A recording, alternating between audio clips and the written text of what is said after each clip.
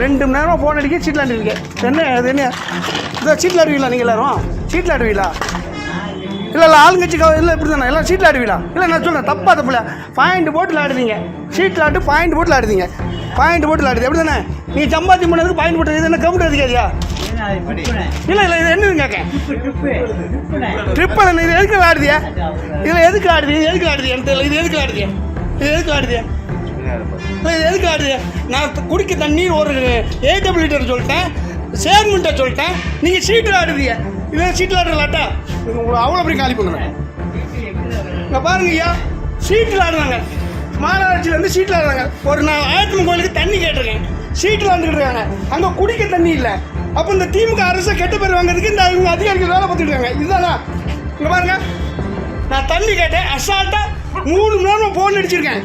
ஒரு சேர்மன் பாளையங்கோட்டை மண்டல சேர்மன் சொல்லியிருக்காரு, ஒரு AW சொல்லியிருக்காரு, மேயர் சொல்லியிருக்காரு. இங்கே சீட்டில் ஆண்டுக்கிட்டு இருக்காங்க. பாருங்க மடக்குறாரு, சீட்டில் ஆண்டுக்கிட்டு இருக்காரு. இந்த பாருங்க பாருங்க எப்படி இருக்கு பாருங்க. ஒரு கவுன்சிலரு, ஆளுங்கட்சி கவுன்சிலருக்கு நிலைமை தான். அப்போ தனியாக சாதாரண ஒரு மக்கள் வந்து கேட்டால் என்ன